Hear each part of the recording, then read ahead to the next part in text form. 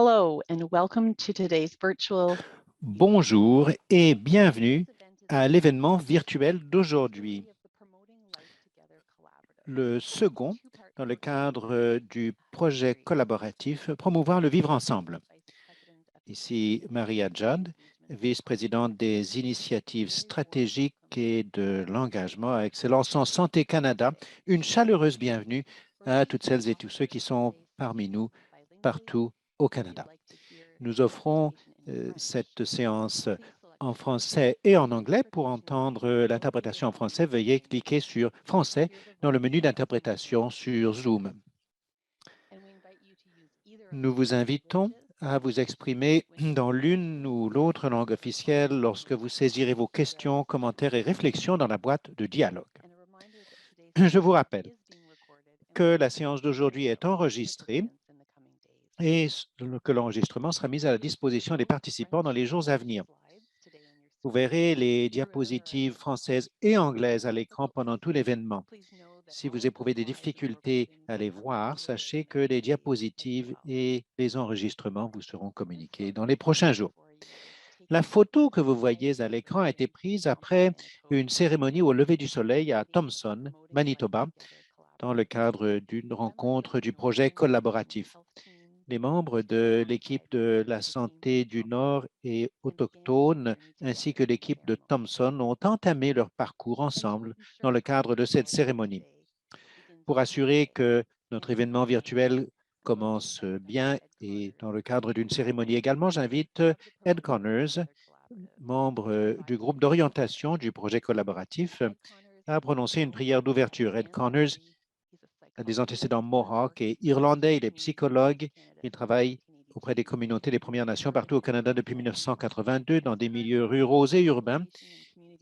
Il travaille actuellement au niveau de la consultation et de la formation communautaire pour assister les Premières Nations dans le développement des programmes de justice restaurative. Bienvenue, Ed. À vous la parole.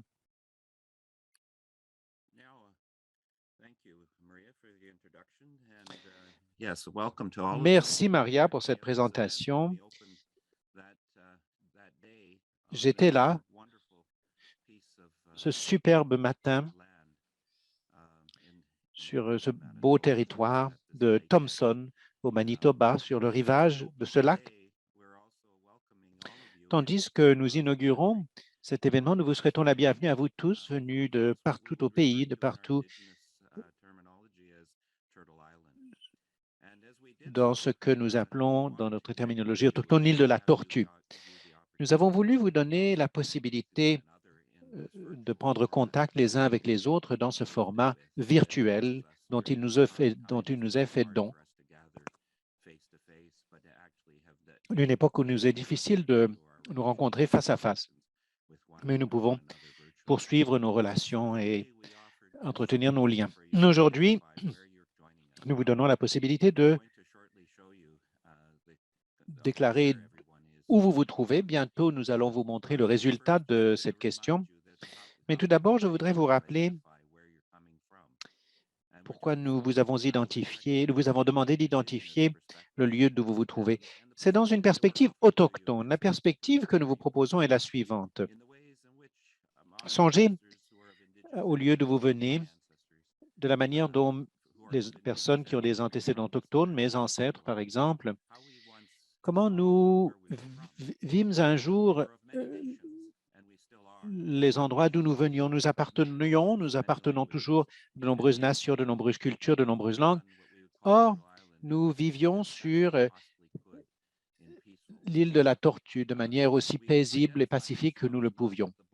Nous nous identifions non pas en fonction des frontières créées à l'époque de la colonisation, depuis que les colons sont arrivés dans cette terre. Nous considérions nos relations, nos partenariats en fonction des territoires délimités par les bassins versants dans lesquels nous nous déplacions. Et aujourd'hui, nous vous invitons à identifier de cette façon les lieux d'où vous venez, de la même manière que nos ancêtres s'identifiaient jadis. Nous avons identifié le bassin versant de l'Arctique, y compris le territoire du Nord. Il y a quelques personnes qui nous viennent de là. Ça nous fait plaisir de vous voir. Je peux voir d'où vous venez, je vous montrerai bientôt. Le bassin versant du Pacifique, les eaux qui en découlent dans la mer, dans l'océan Pacifique. Nous avons les personnes qui viennent du bassin versant des prairies, Alberta, Saskatchewan, Manitoba, toutes ces terres des prairies, d'où les eaux ruissellent vers ce que nous appelons les États-Unis. Et ceux qui nous viennent du bassin versant du bouclier canadien, le Saint-Laurent, le bassin versant du Saint-Laurent, ce que nous appelons aujourd'hui le Québec, qui s'écoule de l'Arctique vers l'Atlantique et le Saint-Laurent. Et puis le bassin versant de l'Atlantique, Nouveau-Brunswick, Nouvelle-Écosse, Île-du-Prince-Édouard et tous ces territoires qui portent aujourd'hui ces noms, mais encore une fois, qui appartiennent au bassin versant du Saint-Laurent, de l'Atlantique à la baie de Fundy. Il y en a quelques-uns également qui sont venus de l'extérieur de ces bassins versants. Vous pouvez également vous identifier ainsi si vous le souhaitez. Nous pouvons montrer ce sondage et montrer les résultats afin que vous puissiez voir d'où vous venez. Nous réfléchissons souvent sur ce point. C'est intéressant parce que cela crée une sorte d'arbre de Noël, tandis que nous jetons un coup d'œil sur les territoires d'un océan à l'autre. La plupart des gens viennent du centre du pays plutôt que de l'extérieur. Donc, il s'agit d'une façon de vous dire bonjour et bienvenue. À présent, je vous invite à participer à une prière de reconnaissance. Je vais vous montrer quelques diapositives qui vont vous aider à voir de vos propres yeux certaines des actions de grâce, des prières de remerciement que je vais offrir pour rendre grâce pour tout ce que nous avons et qui soutient nos vies.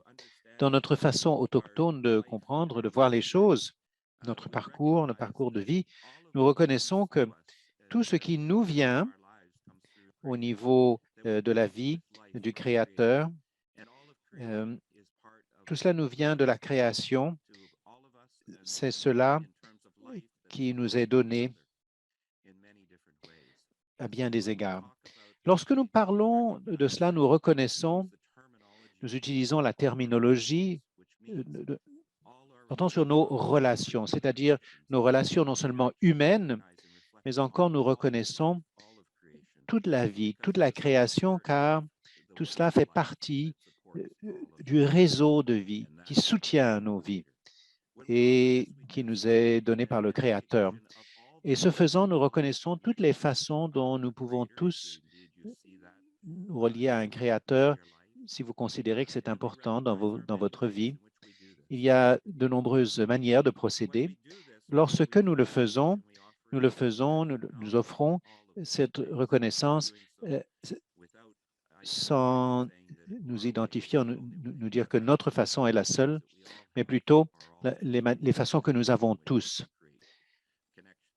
la manière dont nous pouvons créer des liens avec notre Créateur.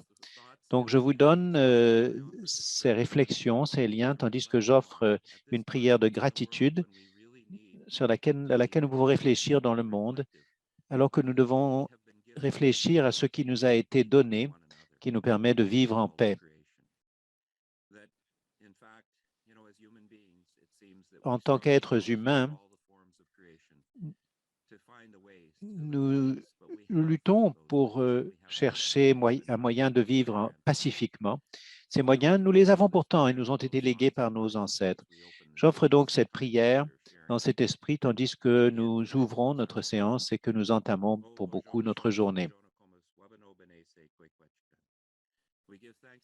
Nous vous rendons grâce au Créateur pour cette journée, pour le frère Soleil qui apporte la journée, le soleil à cette journée pour que nous puissions voir et apprécier la beauté de votre création. Nous vous remercions pour la chaleur que le frère Soleil apporte à notre mère, la Terre, afin que chaque créature puisse s'épanouir. Nous vous remercions, Créateur, pour les arbres et les plantes. Nous vous remercions de nous les donner pour qu'ils puissent soutenir notre vie. Nous vous rendons grâce pour les plantes alimentaires et pour les plantes d'ornement qui ornent notre mère, la terre, et qui nous donnent le don incroyable de la beauté de cette création. Nous vous rendons grâce pour les plantes alimentaires qui continuent de sustenter notre vie. Nous vous remercions, Créateur, pour les esprits guérisseurs qui nous arrivent par la porte de l'Est, qui nous apportent des dons pour guérir nos êtres physiques afin que nous puissions rester en paix. Pour ces dons, nous vous rendons grâce. Ô Créateur, nous vous rendons grâce pour cette journée, pour l'esprit guérisseur qui nous vient par la porte du Sud, par les eaux médicinales et les êtres aquatiques qui y vivent, qui y évoluent. Nous rendons grâce à ces êtres aquatiques qui donnent leur vie pour nous permettre de sustenter la nôtre. Nous vous rendons grâce au Créateur par cet esprit guérisseur qui entre par le portail du Sud, qui permet de purifier notre esprit de ses douleurs et de ses blessures afin que nous restions en paix avec toute votre création. Nous vous rendons grâce pour tous ces dons. Ô Créateur, nous vous rendons grâce pour notre grand-mère, la Lune, qui nous vient la nuit par le portail de l'Est, qui monte dans le ciel et qui nous guide dans les cycles de la vie et de la mort, qui guide le côté féminin de la vie dans son œuvre auprès de toute votre création. Nous vous remercions, ô Créateur, pour l'Esprit guérisseur qui nous vient ce jour par le portail de l'Ouest, qui nous vient la nuit sous forme de rêve, qui nous apporte le don de voir plus clairement, d'entendre plus clairement, de penser plus clairement et de parler plus clairement. Nous vous remercions et nous vous rendons grâce, Créateur, pour les êtres zélés. Nous vous remercions pour leurs dons et pour leurs enseignements. Nous vous rendons grâce car ils continuent de sustenter notre vie en faisant don de la leur.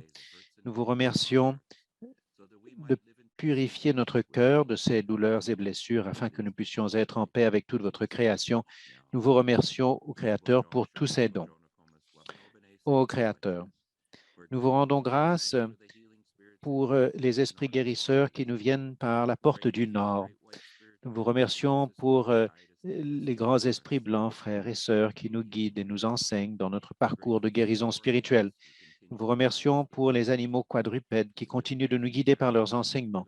Nous leur rendons grâce, eux qui ont donné leur vie pour sustenter la nôtre. Nous rendons grâce au Créateur pour l'Esprit guérisseur qui nous vient ce jour par le portail du Nord, qui nous apporte les dons qui nous permettent de persévérer malgré les difficultés de notre vie, afin que nous puissions en sortir plus forts et meilleurs. Pour ces dons, ô Créateur, nous vous rendons grâce. Ô Créateur, nous vous rendons grâce pour notre Mère, la Terre, pour l'amour qu'elle nous prodigue et le soin qu'elle prend de nous. Nous vous remercions tout particulièrement au Créateur de faire qu'elle continue de sustenter notre vie malgré les outrages qu'elle subit de notre part. Elle nous apprend ainsi la leçon de l'amour inconditionnel. Nous vous rendons grâce au Créateur pour les esprits guérisseurs qui nous viennent du monde céleste, pour les êtres tonnerres qui nous apportent l'eau médicinale afin de purifier, de guérir et de nourrir notre mère la terre afin qu'elle puisse continuer de sustenter nos vies. Nous vous rendons grâce, Créateur, pour les 4 vents qui purifient l'air que nous respirons et nous apportent les dons des 4 saisons. Nous vous rendons grâce pour ces dons et nous vous disons merci. Ô Créateur, nous vous rendons grâce pour tous ceux qui peuplent votre univers, pour le Soleil, la Lune, les étoiles et toutes les planètes qui continuent de vivre ensemble dans l'équilibre et l'harmonie. Ce faisant, nous enseignons les leçons que nous devons connaître pour vivre en paix avec toute votre création. Pour ces dons, nous vous rendons grâce au Créateur. Créateur, nous vous rendons grâce pour le soin que vous continuez de prendre de notre mère, la Terre. Nous vous rendons grâce parce que vous l'entretenez et vous lui prodiguez les médecines dont elle a besoin pour nous accompagner dans notre parcours de guérison. Nous vous remercions pour nos aînés, vous qui continuez à les entretenir afin qu'ils puissent vivre en paix pendant le reste de leur jour. Nous vous rendons grâce au Créateur et nous vous rendons grâce pour l'Esprit guérisseur qui nous guide dans notre parcours de vie. Pour tous ces dons, Créateur, nous vous rendons grâce. Pour ce que nous avons oublié et que nous nous rappelons à présent, nous vous rendons grâce et nous disons merci. Nos esprits sont à présent conjugués.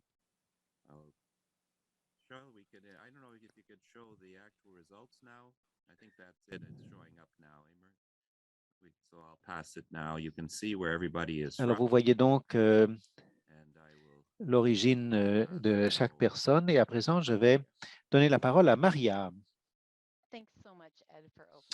Merci beaucoup, Ed, d'avoir placé cette séance sous des augures si favorables.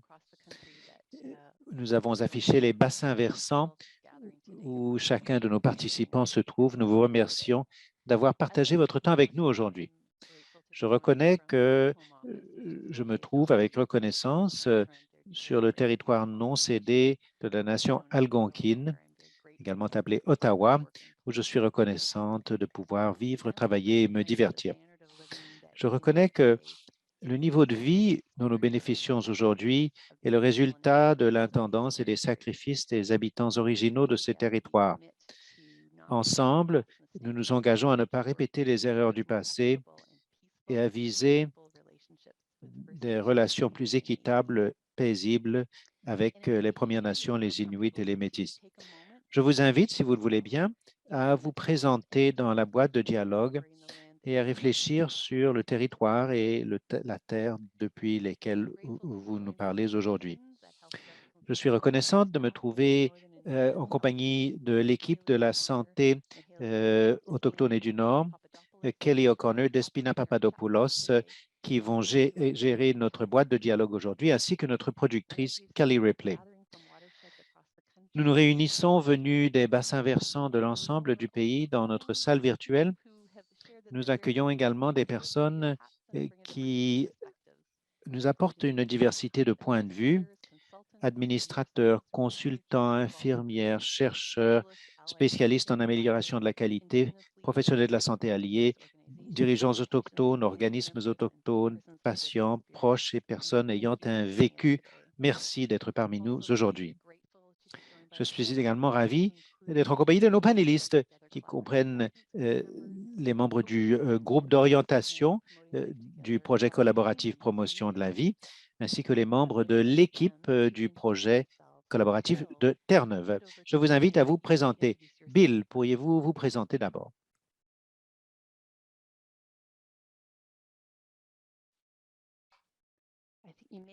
Vous êtes peut-être en sourdine, Bill.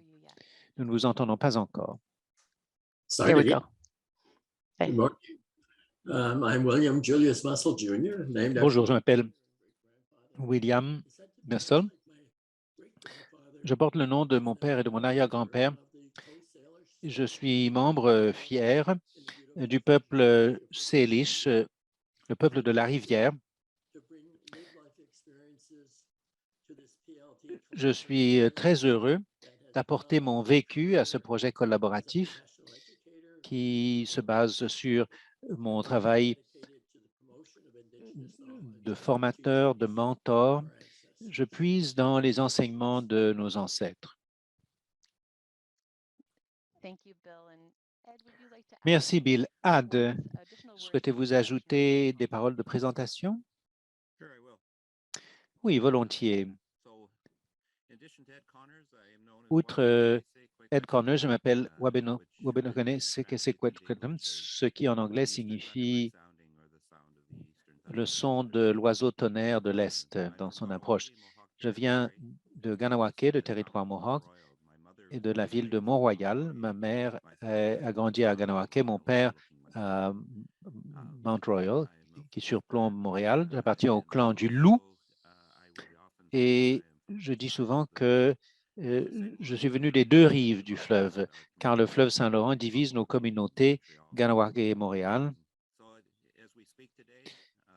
Tandis que nous nous parlons aujourd'hui, que nous mettons en commun le savoir que nous avons réunis, vous reconnaîtrez également la notion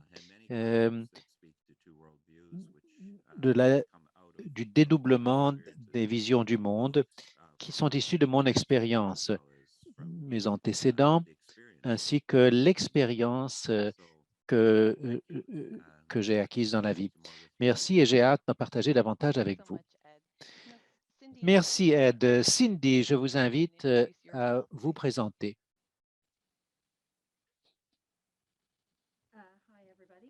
Bonjour tout le monde, je m'appelle Cindy Parsons. Je suis gestionnaire au service en santé mentale et en toxicomanie à Stephenville, Terre-Neuve-et-Labrador, au sein de Western Health. Je m'occupe de la région sud. Mes ancêtres sont Mi'kmaq. Je suis heureuse d'avoir participé au projet collaboratif Promotion de la vie pour la région ouest de Terre-Neuve.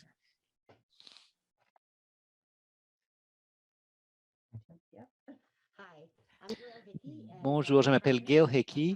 Je suis membre de la Première Nation Halibut et je suis fier de l'être. J'habite sur la côte ouest de Terre-Neuve et je suis porteur de plumes de Eastern Door. Je suis heureuse d'être parmi vous aujourd'hui. Merci d'être parmi nous. Despina, à vous. Bonjour, merci Ed pour cette prière d'ouverture. Comme Maria l'a dit, qui place notre séance sous de bons auspices. Bonjour, je m'appelle Despina Papadopoulos. Mes antécédents sont grecs. Je suis colon sur ce territoire. J'ai le privilège de me trouver dans mon bureau à domicile qui se trouve sur le territoire non cédé de la nation algonquine, appelé Ottawa. Mon lien avec mon territoire, mes proches, mon entourage sont très liés à mon bien-être. Je bénéficie des nombreux sacrifices vécus par de nombreuses personnes des Premières Nations métis inuits.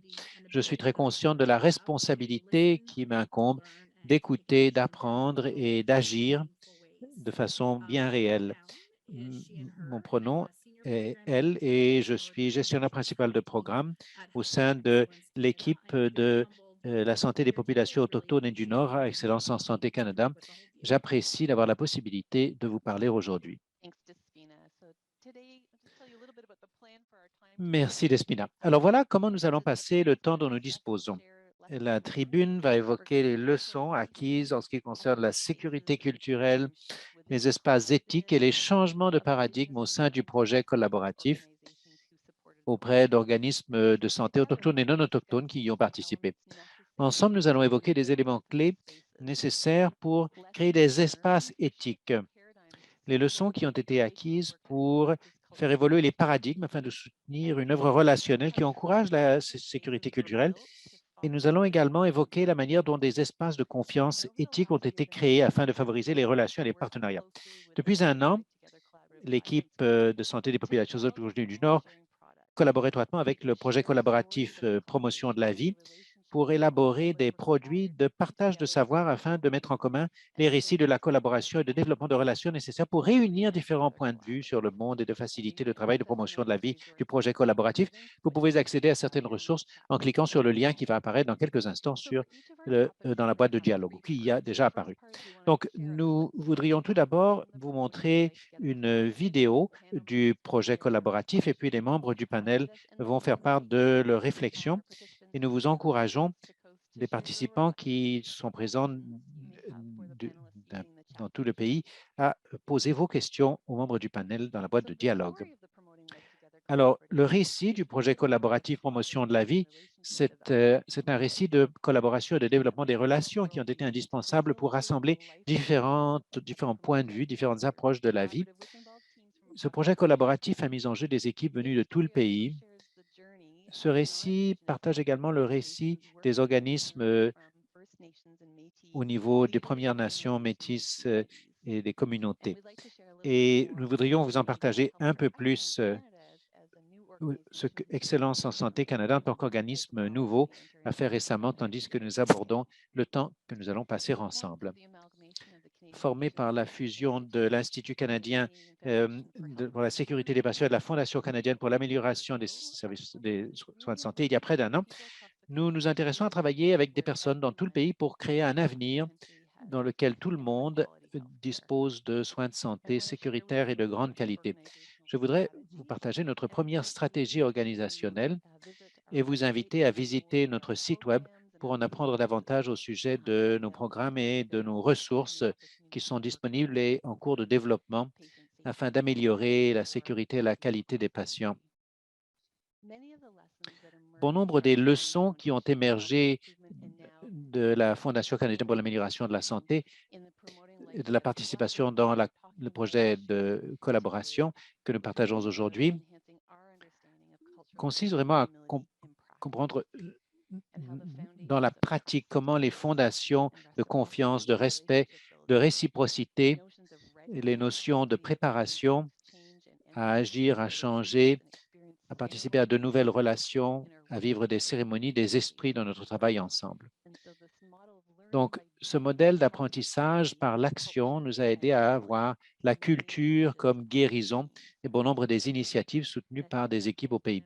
Excellence en Santé Canada reconnaît que nous apprenons encore, nous continuons notre engagement à être guidés par les points de vue des Premières Nations, des Inuits et des Métis, pour favoriser l'apprentissage partagé et encourager les relations afin de favoriser la sécurité culturelle et l'humilité dans nos systèmes.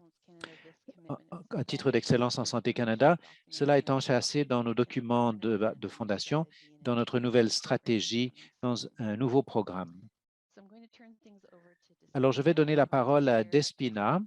Nous allons partager un clip qui va vous en parler, vous en dire davantage sur le projet collaboratif Promotion de la vie.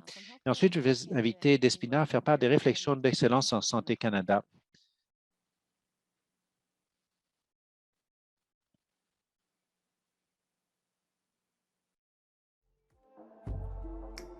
The Promoting Life Together collaborative brought together teams from coast to coast to support the development of meaningful partnerships between regional health organizations and Indigenous communities to develop life promotion initiatives. 6 teams from across northern and remote regions in British Columbia, Alberta, Ontario, Newfoundland, and 2 teams in Manitoba participated in the collaborative.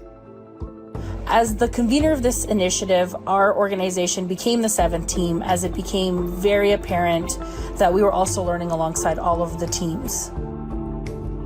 This 19-month initiative included coaching for each team by experienced knowledge keepers and service providers who mentored the teams to enhance their capacity for relationship and partnership building with Indigenous organizations and communities. The Canadian Northern and Remote Health Network brings together Northern health leaders to enhance leadership and to provide opportunities for shared learning and collaboration. In 2017, the network discussed their intention to focus on a suicide prevention life promotion collaborative in Northern and remote regions of Canada, and they requested support from the Northern and Indigenous Health Team of the Canadian Foundation for Healthcare Improvement. Indigenous knowledge holders and organizations, including the Thunderbird Partnership Foundation and First Peoples Wellness Circle, were subsequently asked if they were open to having conversations to explore partnership and to co-design a collaborative.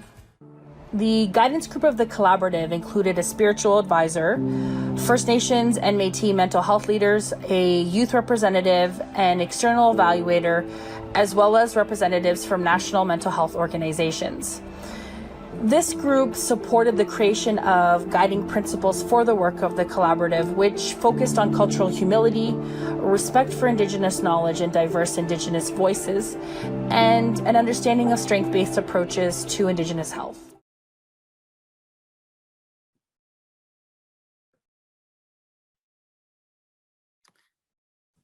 Thank you, Maria. Merci, Maria.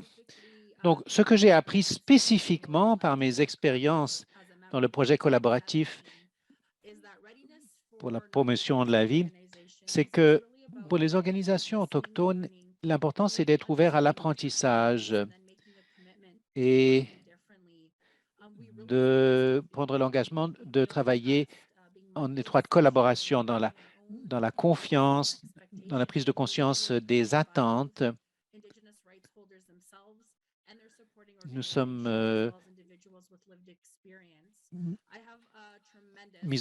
mettons en commun l'expérience vécue. J'ai beaucoup de reconnaissance pour les équipes du projet collaboratif, parce que bien bien des cas, nous ne savions pas ce que nous ne savions pas. Nous avons fait des erreurs, mais nous sommes toujours efforcés d'être redevables de ces erreurs en tirant les leçons et en traduisant ce que nous avions appris dans nos actions. Nous avons beaucoup insisté sur les relations, la création de relations au sein de notre propre personnel, de notre équipe. Nous avons donné à chaque membre du personnel la possibilité d'en apprendre auprès d'aînés, de gardiens du savoir. Nous avons passé beaucoup de temps à des cérémonies qui nous ont enracinés dans notre niveau de préparation, dans la création d'espaces culturellement sécuritaires. Nous avions également le soutien nécessaire pour être flexible au niveau des processus, des délais, des structures formelles, pour permettre au processus de se dérouler en fonction d'une perspective et de voix autochtones. Nous reconnaissons à quel point il est important que les organisations honorent, respectent et protègent le savoir traditionnel et autochtone qui est très différent du savoir occidental. Et pour y travailler, nous devons parfois enrichir de nouveaux processus, protocoles et politiques. À titre d'organisateur de cette initiative, nous avons appris que nous devons tous demander la permission lorsqu'il s'agit de partager un savoir autochtone et traditionnel et reconnaître et respecter le fait que la permission ne va pas de soi. Notre parcours ensemble n'était pas parfait, toutefois, c'était notre parcours. Que nous nous en rendions compte ou pas, ce que nous faisions comme 7e équipe du projet collaboratif Promouvoir le vivre ensemble, il s'agissait de favoriser notre parcours vers la vérité et la réconciliation. À ce stade, nous voudrions inviter Cindy et Gail, membres de l'équipe Eastern Door, Promoting Life Together, Inspiring Hope, Meaning, Purpose and Belonging de Western Health, Terre-Neuve et Labrador. À vous, Cindy et Gail.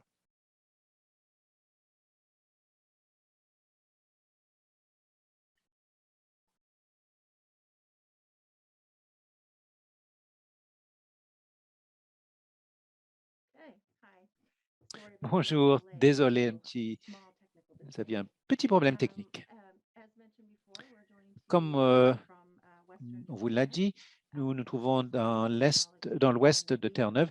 Nous voulons reconnaître le territoire sur lequel nous nous trouvons et nous voulons reconnaître les antécédents autochtones et les peuples autochtones de la province de Terre-Neuve et Labrador, les Inuits, Métis, Mi'kmaq et Beothuk de Terre-Neuve.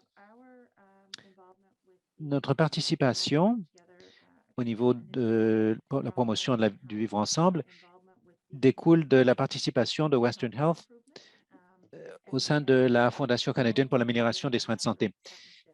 Et le partenariat de projets collaboratifs de promotion de la vie a représenté un effort d'équipe, un partenariat entre Western Health et la Première Nation. Nous avons réuni un certain nombre de personnes, nous avons travaillé dans le cadre de groupes de réflexion pour découvrir vraiment ce que nous devions savoir et faire dans notre communauté pour favoriser la vie et enrichir les programmes et services. Notre projet comportait 3 grands objectifs. Le premier consistait à renforcer la gamme de services dans notre communauté. Nous avons donc relié Western Health et différents autres groupes pour créer une continuité de services pour enrichir le soutien et l'accès aux services pour ce dont les gens avaient besoin dans les 2 systèmes.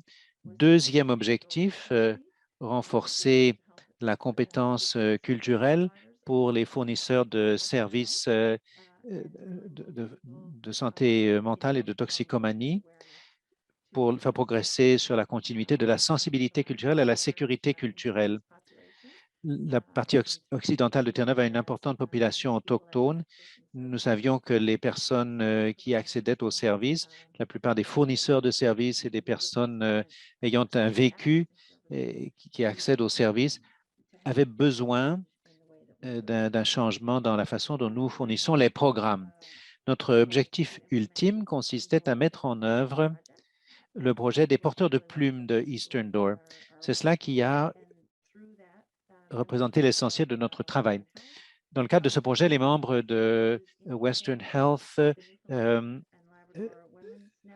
réseau des femmes de Terre-Neuve et Labrador, les centres d'amitié autochtone, le Cercle des femmes autochtones et les aînés dans la communauté ont conjugué leurs efforts des régions de Baie-Saint-Georges, Corner Brook et du Nord et de la baie des Îles dans l'ouest de Terre-Neuve afin d'assurer le programme de formation des porteurs de plumes, dans le cadre duquel Ed Connors, John Rice et Kelly Brownville sont donc des chefs de file dans ce projet. Je suis heureux d'indiquer qu'en juin 2019, après une formation intensive, que nous avons eu notre cérémonie de diplomation. La photo que vous voyez à l'écran, 27 personnes ont achevé le programme des porteurs de plumes et accepté des plumes pour continuer le travail de promotion de la vie, non seulement à Baie-Saint-Georges, mais encore dans l'avenir, dans leur travail de vie au sein de Terre-Neuve et Labrador. L'impact de notre travail est très étendu. Il y a de nombreux exemples, mon Dieu, il y en aurait tellement, de liens positifs, croissance personnelle, également la possibilité de faire évoluer notre langage. Nous sommes passés du langage de la prévention du suicide au langage de la promotion de la vie, en reconnaissant l'importance de la culture pour la guérison et de nombreuses activités de promotion de la vie. Donc, l'effet, les répercussions se sont ressenties dans l'ensemble de notre communauté, dans les régions. Nous avons également pu partager notre travail un peu partout dans la province et même dans le reste du pays. Nous avons présenté nos initiatives à la Conférence canadienne sur la prévention du suicide à Saint-Jean-de-Terre-Neuve, l'année pendant laquelle nous réalisions notre formation. Nous avons donc pu partager certains messages que nous avions appris et les activités dans lesquelles nous participions. L'essentiel, ce que nous avons remarqué, c'est que cela a développé notre cercle. Le projet collaboratif a aidé les personnes et les organisations au sein de la communauté à conjuguer leurs efforts dans un but commun. Nous avons considéré la culture comme une base, non seulement pour les fournisseurs de services, mais pour les personnes dans la communauté, pour qu'elles envisagent la manière dont la culture peut vraiment permettre aux gens de mener la vie qu'ils veulent, afin de les guérir et leur permettre de progresser dans leur parcours, car ils doivent suivre les principes fondamentaux du continuum de santé mentale et de bien-être des Premières Nations. Et dans le cadre de ce partenariat, nous avons eu énormément de répercussions dans la manière dont nous avons fait évoluer la prestation de services au sein de Western Health et dans les liens que nous avons établis avec d'autres personnes dans la communauté.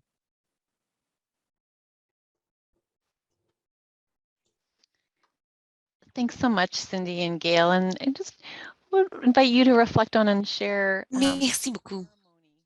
J'aimerais que vous nous disiez comment les cérémonies se sont inscrites dans le travail que vous faites, surtout au niveau de votre projet. Bonjour. Alors, la culture est vraiment l'assise de notre travail. Tout notre travail se concentre sur le bien-être mental, l'espoir et le sentiment d'appartenance. Dans le travail que nous faisions, nous reconnaissions le rôle des aînés et l'importance de la connaissance traditionnelle et des cérémonies et des rites. Les aînés nous ont appelé le respect et l'importance des valeurs traditionnelles. Ils nous ont aussi rappelé l'importance d'être liés à tous et à tout ce qui nous entoure. Les cérémonies et les connaissances traditionnelles sont des guides et une réponse pour vivre une meilleure vie. Une question qu'on nous posait, c'était « Qui êtes-vous? D'où venez-vous et où allez-vous » Je peux vous dire, sans aucun doute, que ce programme, faire partie de ce programme me signifie pour moi que je sais d'où je viens et où je vais et qui je suis. Ça m'a beaucoup aidé sur le plan personnel.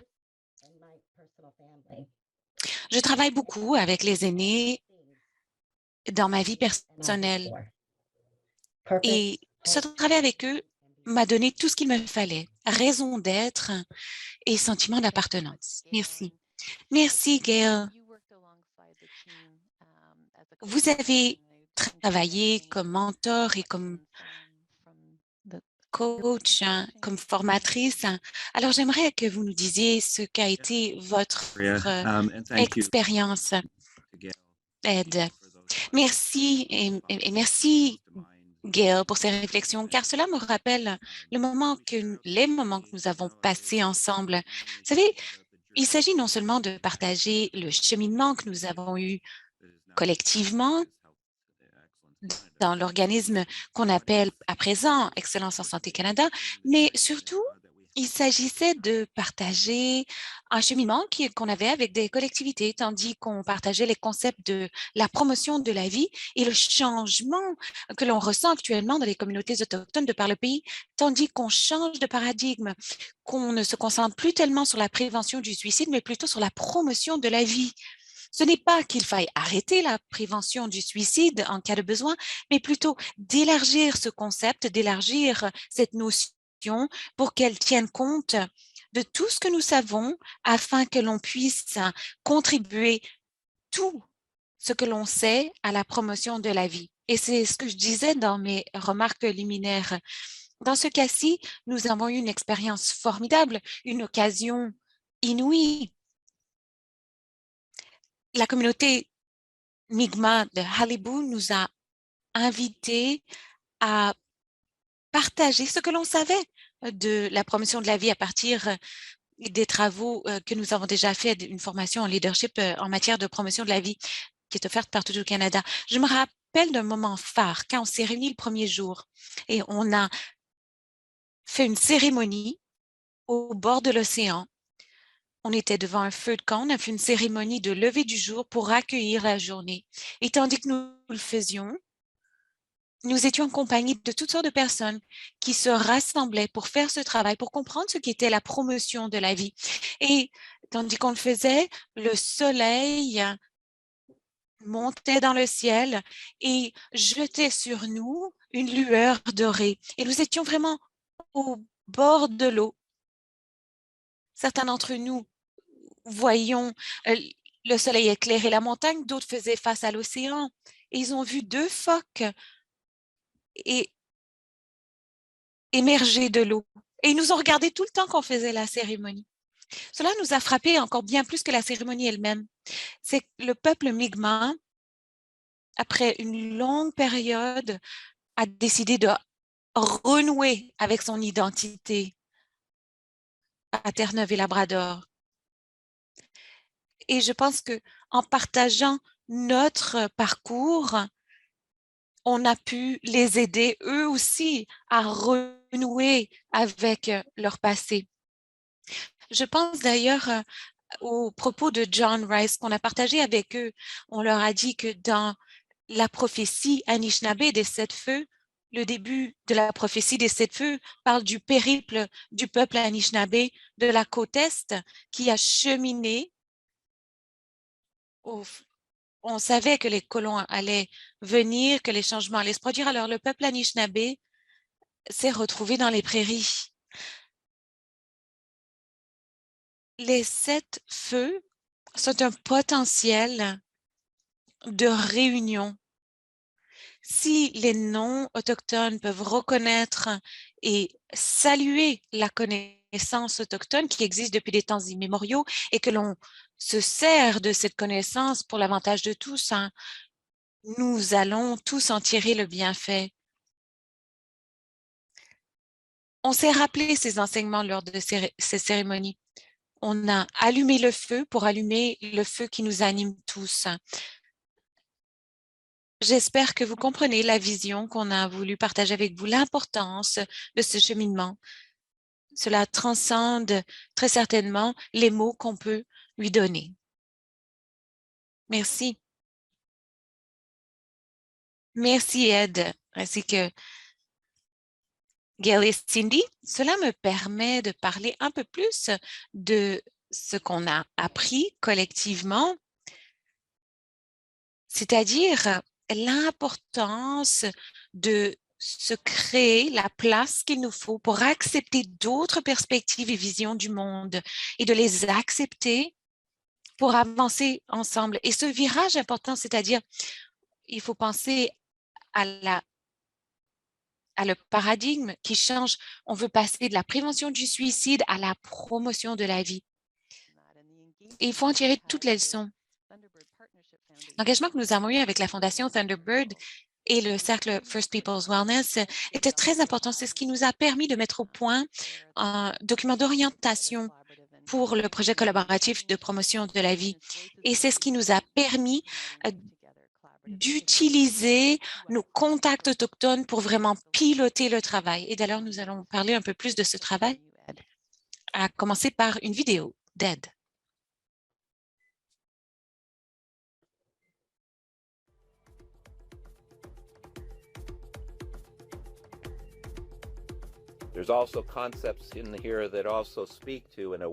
On trouve également des concepts qui, d'une certaine manière, évoquent des connaissances qui nous proviennent d'autres nations, d'autres Premières Nations. Vous avez entendu parler de la vision à 2 yeux. On peut dire que la vision à 2 yeux représente comment chacune des façons sait comment elle voit les choses, quelle est sa connaissance. Mais nous comprenons aussi, dans le cadre de la vision à 2 yeux, que nous sommes sur une rivière commune de la vie.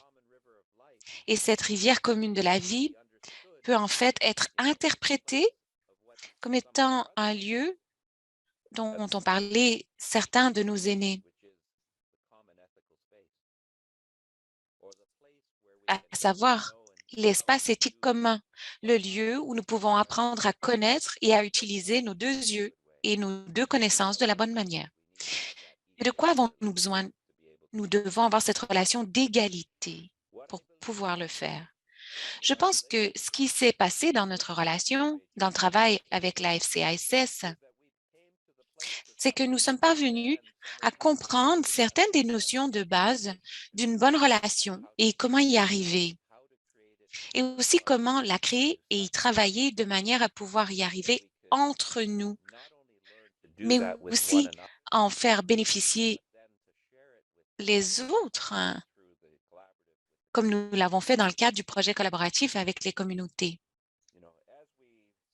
Lorsque nous sommes allés dans les communautés après avoir établi ces relations entre nous, nous l'avons fait avec des personnes de la FCISS qui sont venues nous parler des expériences de partage de notre savoir autochtone avec les communautés impliquées dans la compréhension de la promotion de la vie.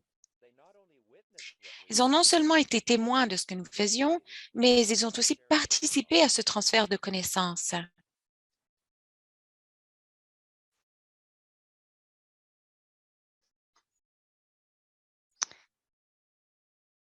Ed, I'm going to invite you if you'd like to share. Ed, je vous invite, si vous voulez, à ajouter des réflexions supplémentaires. On parle des moyens par lesquels les organismes non autochtones peuvent veiller à ce qu'il y ait égalité, équité, respect des connaissances autochtones, tandis qu'on travaille avec les populations des Premières Nations, Métis et Inuits. Oui, bien sûr. Alors, j'ai évoqué un terme qui est essentiel. Si on veut utiliser toute la connaissance que le Créateur nous a donnée, et si on veut respecter son intention, il faut trouver des moyens de reconnaître que bien que nous ayons des traits communs qui nous unissent et qui sont la base de nos relations les uns avec les autres, c'est ce caractère commun qui doit être d'abord reconnu. Ce qui se passe trop souvent de nos jours chez les humains, et j'y réfléchis récemment en raison de toutes les choses qui se produisent dans le monde, il me semble qu'on se concentre surtout sur les différences plutôt que sur ce qui nous unit. quels sont les facteurs communs qui font de nous des êtres humains? Et de là, on peut reconnaître les différences. Et en reconnaissant les différences, on doit toujours penser au respect. Et il faut le faire avec cette compréhension de l'égalité. Un de mes aînés a partagé un enseignement avec moi. Je vais l'abréger. C'est très simple. Il m'a dit, il enseignait quelque chose et il s'est arrêté subitement et il a regardé sous ma chaise. Il y avait une petite fourmi qui traversait la chaise. Il a regardé la fourmi, il a dit, « Vous voyez cette fourmi ?» Il a dit, « C'est mon frère. » Je l'ai regardé, il m'a dit, « Il n'est pas mieux que moi et moi, je ne suis pas mieux que lui. Nous sommes des frères. » Et il a dit, « Lorsqu'on pourra un jour se rappeler cet état d'esprit, on saura comment installer la paix dans le monde. » Et la paix, elle s'est faite entre les humains. Il faut trouver le moyen de travailler dans la paix. Nous l'avons fait dans le passé. Nous avons des connaissances, surtout les connaissances autochtones qui nous disent comment y parvenir. Nous devons nous servir de cela. Il faut le faire dans le respect et l'égalité. Rien n'est plus, rien n'est moins. Lorsqu'on change son état d'esprit, on trouvera sans doute des moyens de travailler ensemble, de la sorte, comme on l'a fait dans le passé. On a réussi dans le passé. Alors, ce sont certaines de mes réflexions. Et je pense que nous avons beaucoup concrétisé, comme je le disais dans cette vidéo, dans nos relations et nos travaux ensemble.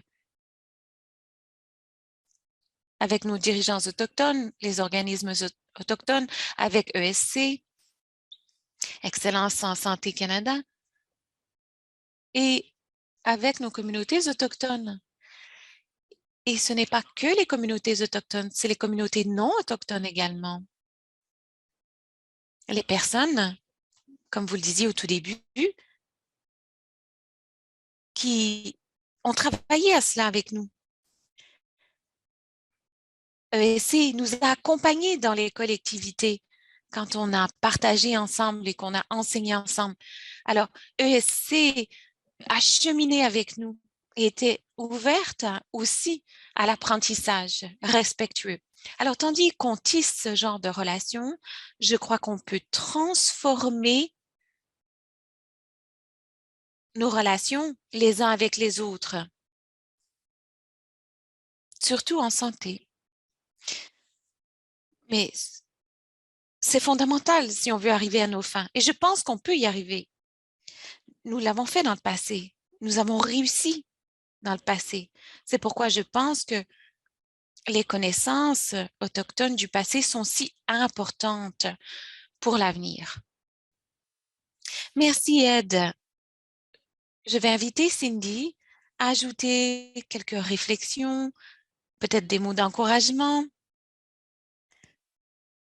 surtout pour les organisations non autochtones, tandis qu'elles pensent à regarder avec les deux yeux, comme on le disait dans la vidéo, comment créer un espace éthique dans leur cadre.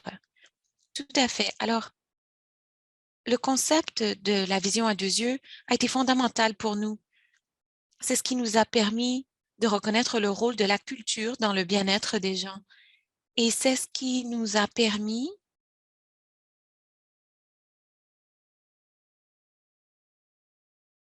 d'utiliser les concepts traditionnels des Autochtones de Terre-Neuve et Labrador. Et c'est ce qui nous a permis donc de prendre ces concepts de l'appartenance et comment ils peuvent être intégrés à tout travail que l'on fait, quels que soient vos antécédents culturels. Tout le monde a besoin d'une raison d'être, d'espoir et de sentiment d'appartenance dans sa vie. Et c'est ce qui permet de choisir la vie.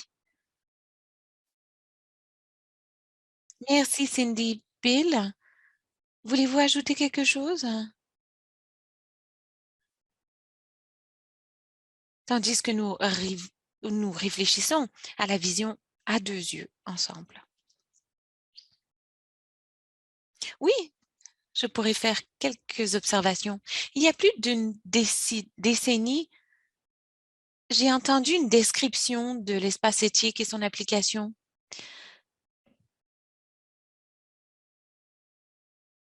Et pour finir, je me suis dit que 2 perspectives du monde peuvent se conjuguer dans une conversation réciproque.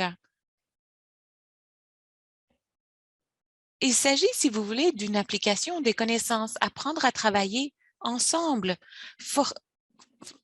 faire fond sur les forces de chacune des communautés servies.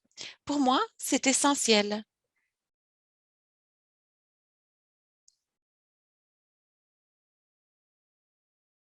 C'est surtout important dans le travail avec les communautés autochtones.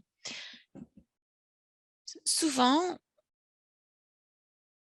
on fait des choses de manière informelle et naturelle dans le contexte de notre vie. Et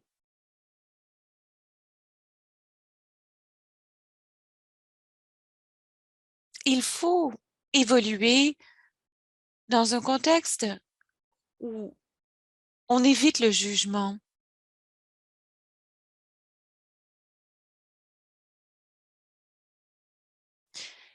C'est ce qui permet d'éventuellement vivre une meilleure vie et jouir d'une plus grande satisfaction dans la vie, pas seulement individuellement, mais en famille et en collectivité. Certains des faits saillants, à mon avis, des connaissances à retenir, c'est évidemment l'humilité culturelle. C'est important de comprendre que personne n'est plus important que la fourmi avec laquelle on vit. Il faut être attentif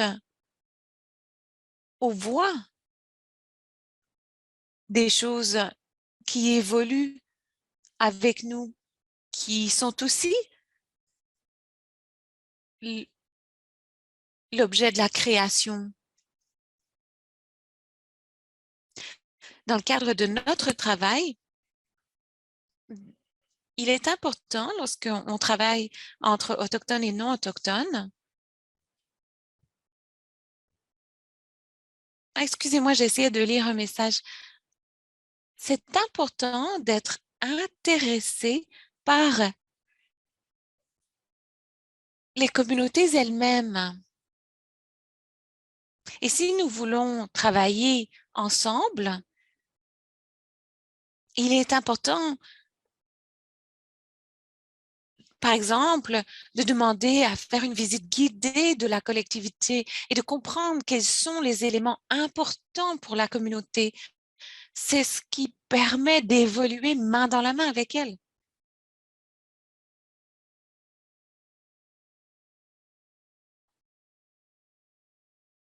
Il faut parler du cœur le plus possible, car c'est une source de vérité beaucoup plus importante. C'est une source d'apprentissage beaucoup plus importante. Dans le cadre du travail que nous avons fait au sein de ce projet collaboratif, nous avons identifié des principes qui doivent être suivis et il est très certainement nécessaire de les suivre. Il faut accepter que les connaissances autochtones sont véridiques. Il faut écouter toutes les voix qui concernent un enjeu. Il faut comprendre la réalité, la dimension culturelle et les valeurs. C'est important d'être intuitif,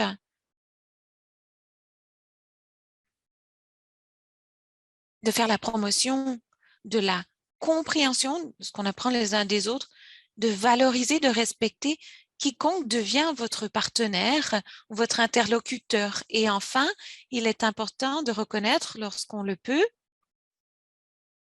de nouvelles façons d'apprendre. Les cercles de conversation, les réflexions, l'introspection. Il faut s'encourager à réfléchir pour mieux comprendre les questions qui nous interpellent et reconnaître qu'il y a d'autres façons d'apprendre. Et avec ces autres façons d'apprendre, on évolue mieux le long des relations.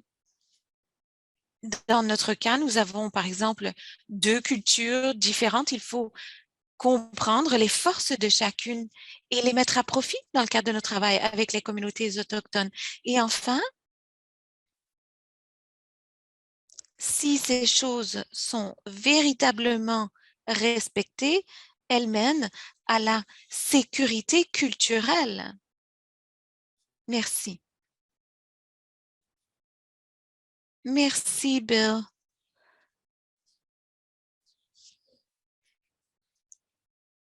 Vous savez, les réflexions que nous avons eues ensemble ont souvent concerné le fait que pendant notre projet collaboratif, on a pu justement conjuguer connaissances autochtones et non autochtones, conjuguer points de vue autochtones et non autochtones, ce qui nous a permis d'amorcer ce virage, c'est-à-dire la notion occidentale de la prévention du suicide à une compréhension plus autochtone de la promotion de la vie, l'appartenance, l'espoir. C'est ce qui nous a permis de changer notre langage et nos gestes. C'est pourquoi nous allons partager une autre vidéo de Bill Muscle. Il sera question de changement de paradigme et d'espace éthique.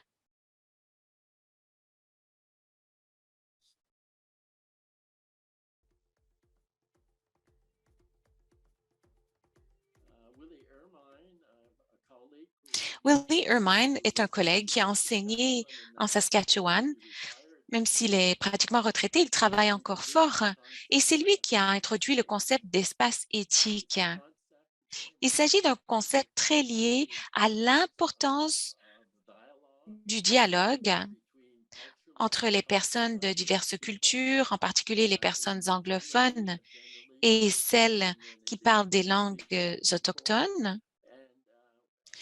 À la base, le concept d'espace éthique est un paradigme développé pour faciliter la mise en place de relations et de communication riches, permettant une compréhension mutuelle de ce que nous devons accomplir ensemble et de l'importance de se sentir suffisamment en sécurité les uns avec les autres pour prendre le risque de parler de notre cœur, pour comprendre que le fait de parler avec notre cœur nous permet de consolider nos échanges en plus de favoriser notre capacité à penser, raisonner et miser sur la force de la pensée pour comprendre que lorsque nous établissons des liens entre nous, entre personnes, nous pouvons bénéficier de l'énergie et des ressources de tous, dont nous-mêmes, mais aussi d'autres personnes. Nos aînés décrivent cela comme un accès aux dimensions spirituelles de la vie.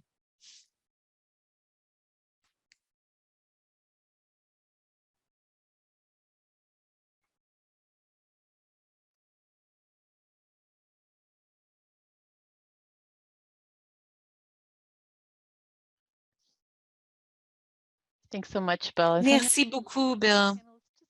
Je vais demander à nos panélistes de partager quelques réflexions supplémentaires de la création d'espaces éthiques et de changement de paradigme et comment la création d'espaces éthiques et les changements de paradigme qui se sont produits pendant le projet collaboratif ont apporté une richesse. Bill, voulez-vous parler du travail du projet de collaboration qui était vraiment essentiel pour créer des espaces éthiques?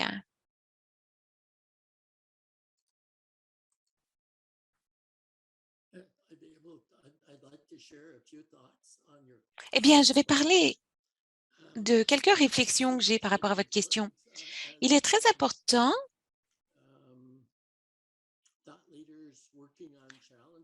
comme leader d'opinion qui travaille à des défis comme ceux-là, de reconnaître et d'apprécier qu'on ne peut enseigner que ce qu'on a appris soi-même.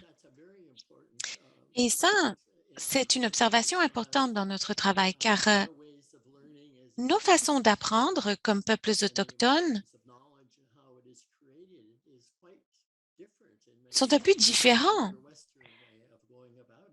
de l'apprentissage conventionnel occidental. Et c'est quand on apprend à apprendre qu'on finit par savoir et qu'on crée le savoir.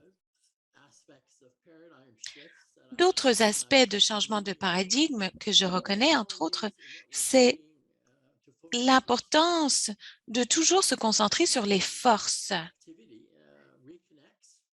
C'est ce qui permet aux gens de tisser des liens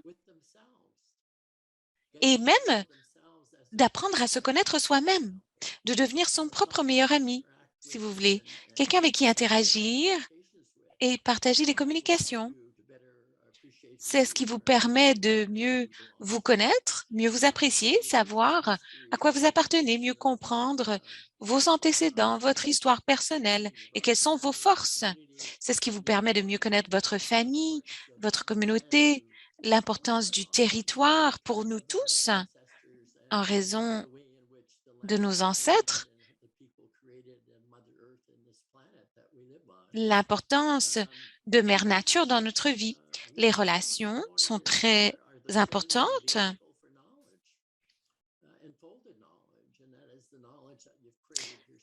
Il faut aussi rendre hommage à la connaissance que l'on crée soi-même en cherchant à comprendre. J'ai parlé un peu plus tôt de l'importance des principes qui orientent nos travaux et qui nous permettent de valoriser la connaissance autochtone, les forces des connaissances autochtones et qui d'ailleurs se traduisent très naturellement dans la santé et le bien-être, des choses qui nous unissent comme autochtones et non autochtones. D'autres aspects, la culture peut être une source de guérison, bien plus que du divertissement, du talent et ainsi de suite. La culture peut avoir des applications très pratiques, entre autres pour la guérison.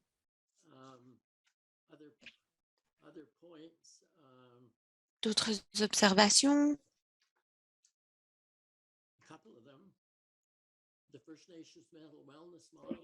Le modèle de bien-être des Premières Nations qui a été mis au point par la Fondation Thunderbird Partnership est un modèle très important car il évoque l'importance de l'espoir, de l'appartenance, de la raison d'être. Et d'ailleurs, je suis très heureux que divers ministères du gouvernement fédéral et des organismes fédéraux s'intéressent à ce modèle en raison de ses applications qui sont très compatibles avec ce que nous apprenons dans le cadre de notre projet collaboratif. Un point très important aussi, sur lequel on doit tous se concentrer aussi, c'est que les relations sont un processus.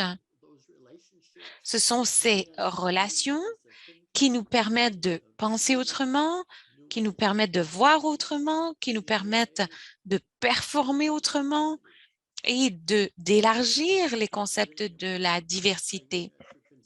C'est très important également et cela comprend aussi d'autres façons de travailler dans le groupe pour lequel Denise et moi travaillons.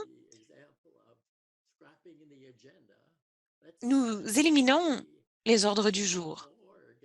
On se dit non, asseyons-nous tout simplement par terre et apprenons à nous connaître comme êtres humains qui ont chacun leur expérience et des choses à partager. Et grâce à ce processus,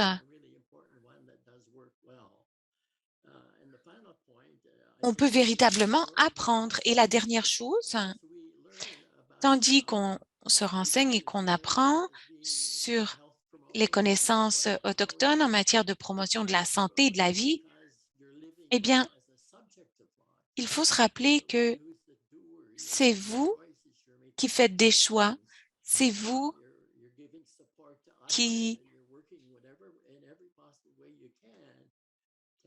être l'acteur de votre vie, vous devez être un acteur positif de votre vie. L'espoir, l'appartenance, la raison d'être sont à la base de tout. Merci beaucoup, Bill. Cindy, tandis que vous réfléchissez au travail que vous avez fait dans le cadre du projet collaboratif de promotion de la vie et au sein de votre équipe actuelle, avez-vous quelque chose à ajouter par rapport à ce qui est essentiel pour créer des espaces éthiques et comment cela peut servir la sécurité culturelle? Eh bien, notre travail au sein du projet collaboratif nous a beaucoup appris les faits saillants de notre travail. Bon, en plus des notions de culture comme source de guérison et l'importance des connaissances traditionnelles de la cérémonie des spirituels dans le travail que l'on fait comme prestataire de soins de santé, psychologue, travailleurs sociaux. C'est aussi un changement de langage, de la prévention du suicide à la promotion de la vie. Ça a aussi changé nos documents et nos initiatives de promotion de la vie. L'autre chose, c'est que la création d'espaces sécuritaires sûrs nous a permis de renforcer la présence autochtone. Dans le bureau où je travaille, par exemple, nous affichons des images de l'art autochtone. Et c'est dans l'entrée principale. Ça permet d'amorcer des conversations, ça montre aux gens que c'est un espace sûr ici. Il y a des œuvres d'art autochtones partout dans l'immeuble. Par ailleurs, le personnel est formé. Nous avons créé un partenariat avec le réseau des femmes autochtones de Terre-Neuve et on continue de s'engager à travailler à former notre personnel en matière de sûreté culturelle. On veut aussi que nos employés comprennent mieux l'histoire autochtone de cette région. Et le fait saillant, évidemment, principal, c'est les partenariats que nous avons créés, que nous continuons d'entretenir avec les groupes et les familles autochtones. Et on veut aussi que les peuples autochtones en sachent plus sur nous. On veut qu'ils soient au courant des services que l'on offre. C'est important donc que l'on se connaisse les uns les autres. Merci beaucoup, Cindy. On a une question de Joanna dans la boîte de clavardage. Je vais la lire et ensuite, je vais inviter Bill, Ed, puis Cindy ou Gail à répondre. Alors, Joanna nous dit qu'ils mettent au point un réseau de soins primaires en Colombie-Britannique sur le Sunshine Coast et jusqu'à présent, on distingue certains partenaires dans le travail. Elle cherche vos conseils, à savoir comment créer un travail plus commun, c'est-à-dire plutôt que d'avoir deux solitudes, d'une part la communauté et d'autre part la nation. Alors, qu'en pensez-vous? Et merci, Joanna, d'avoir posé la question. C'est une question très pratique.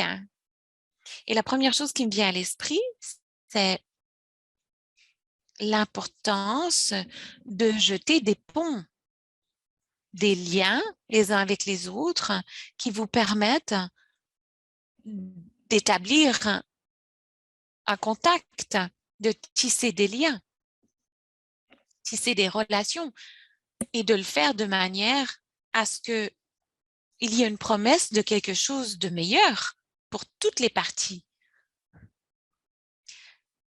Et cette nouveauté doit être l'apport à notre objectif, c'est-à-dire une meilleure santé et un meilleur bien-être. Et je pense qu'il est important d'établir un lien avec d'autres personnes dans la communauté, d'en face, pour déterminer comment travailler ensemble dans l'intérêt des deux communautés. Et de le faire de manière à mobiliser de plus en plus de personnes au fil du temps, mais dans des activités que tout le monde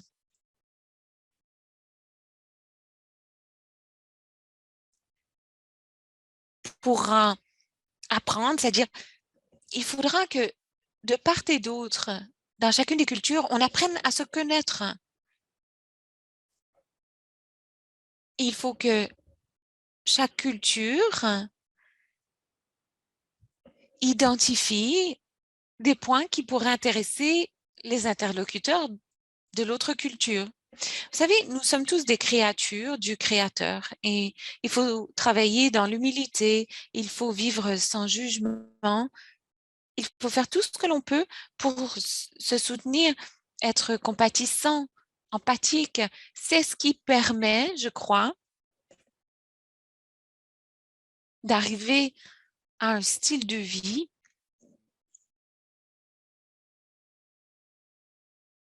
qui sera le résultat le plus désirable. Merci, Bill. Ed, avez-vous des conseils ou des apprentissages, des réflexions à partager concernant les moyens par lesquels on peut avoir une vision à 2 yeux de la santé, vraiment?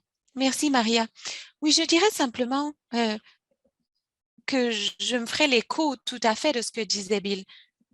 Si vous avez l'occasion de réfléchir à ce webinaire, je pense que ce webinaire est enregistré, donc il sera possible pour vous de le réécouter, de le re-regarder. Je vous encourage à le faire, car ce qu'on partage maintenant et le cheminement que nous avons connu jusqu'à présent est une réponse à la question que vous venez de poser.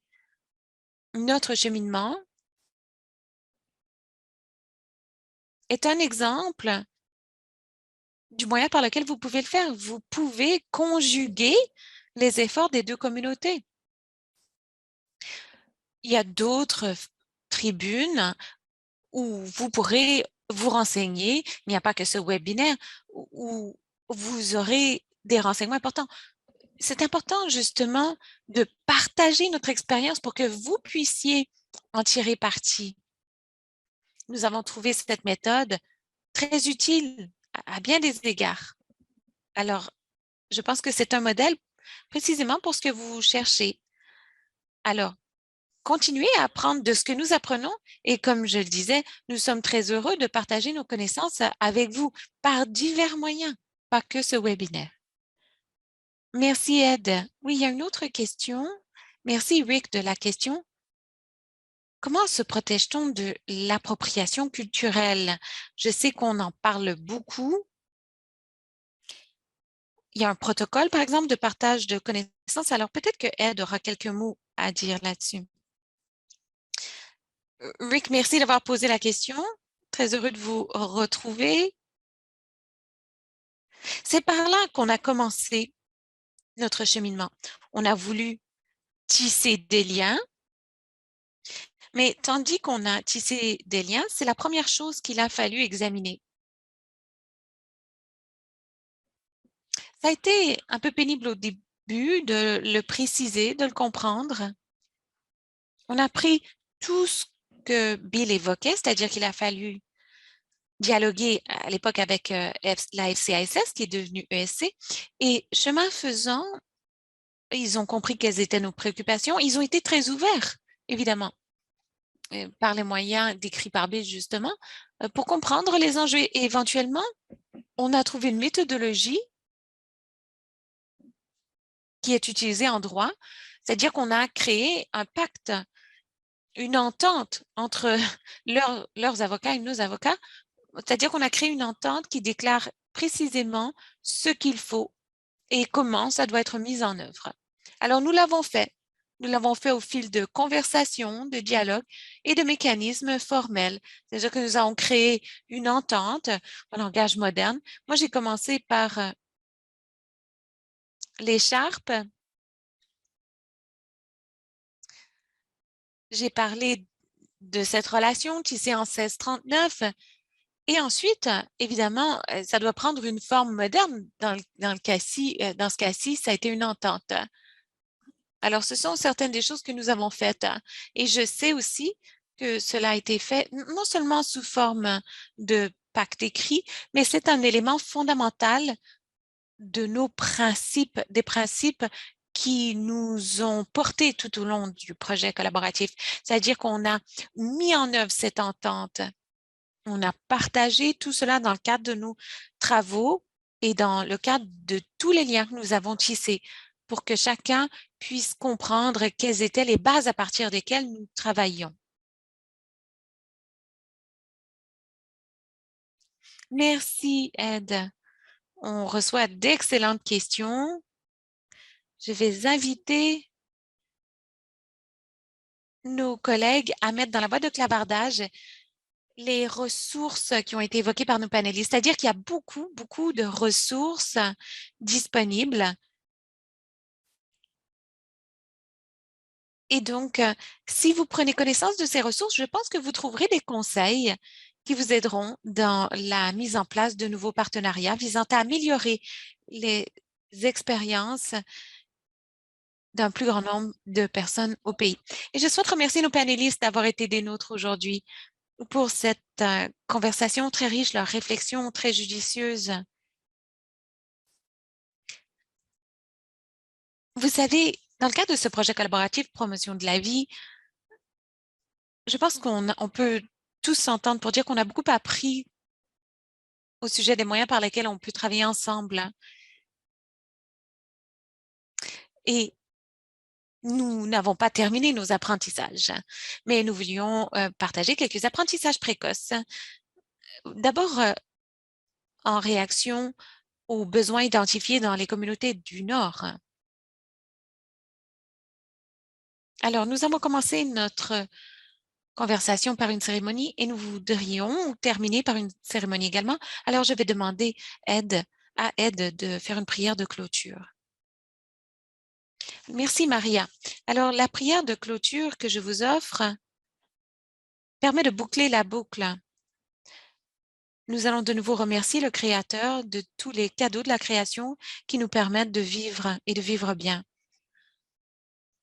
Je voulais aussi dire, tandis que nous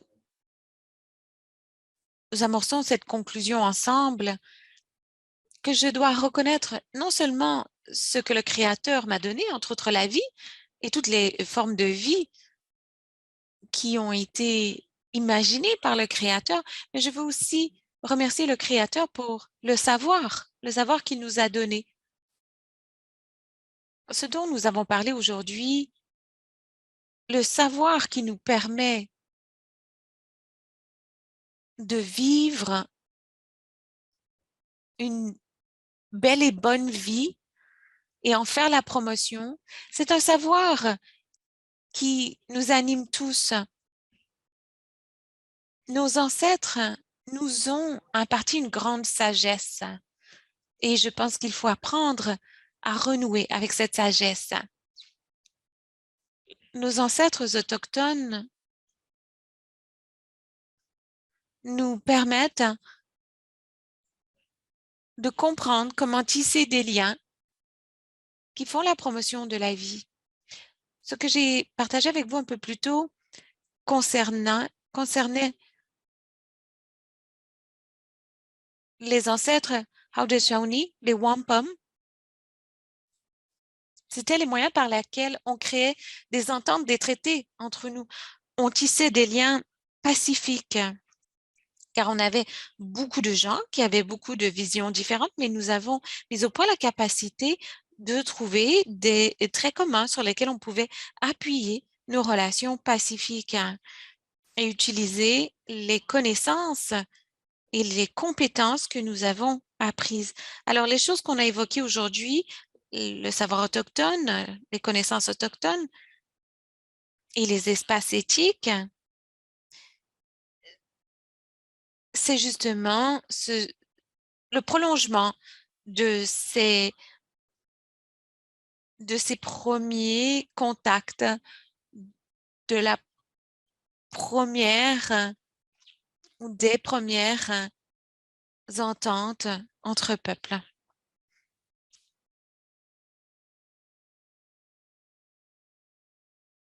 Dans les vidéos que vous avez vues, c'est ce dont il est question. Il s'agit de tisser des liens avec des gens, vous savez, comme l'ont fait nos ancêtres, avec des personnes très différentes. Bon, maintenant, mes ancêtres sont de part et d'autre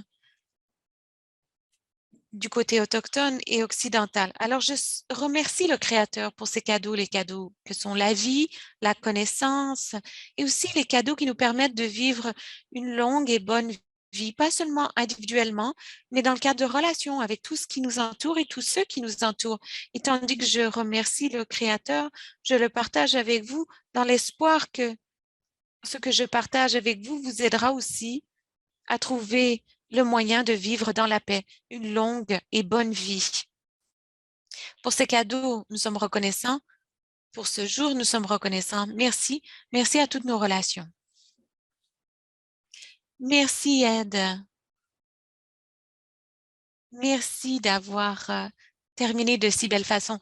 Je souhaite aussi remercier Cindy, Gail, Bill et merci à Kelly, l'équipe également de Santé autochtone du Nord, ESC, et merci surtout à nos participants. Merci d'avoir été des nôtres.